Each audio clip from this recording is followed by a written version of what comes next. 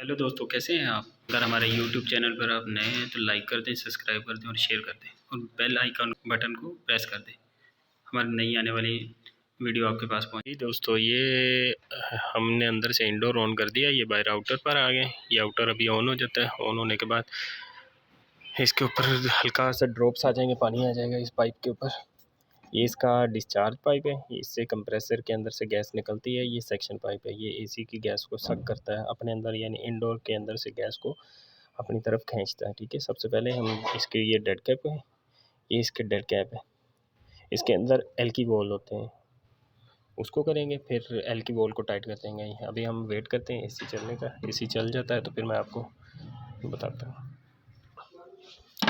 ये देखें, ये भी मैं आपको चेक करवाता हूँ। इसको खोल कर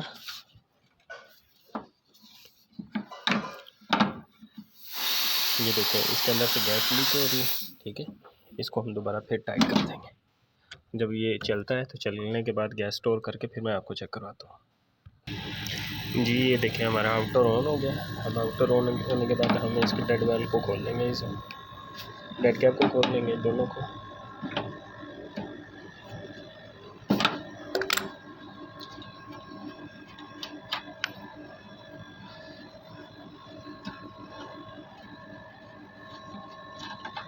ये देखें, इसको ड्रॉप्स आ गए, नमी आ गई। ठीक है, ये पाइप ठंडा हो गया। 1 मिनट के बाद 1 मिनट चलने दें।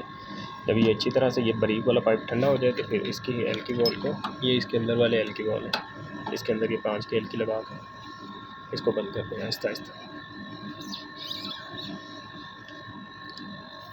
अब ये एसी के अंदर से गैस नहीं जा रही, यानी आउटर के अंदर से बाहर की तरफ नहीं जा रही। ठीक है, तो ये देखिए, ये सेक्शन ये अंदर की तरफ सक कर दिया गैस को।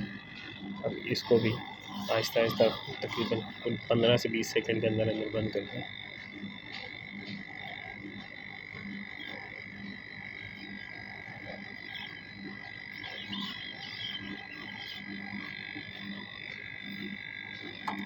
ये हो गया ओके। और ये देखिए, ये अब हम इसको खोलते हैं, नट को खोलते हैं। आगे हमने बंद किया था, ये टोटल खुल गया। अब इसके अंदर से गैस ज़रा सी निकल रही है।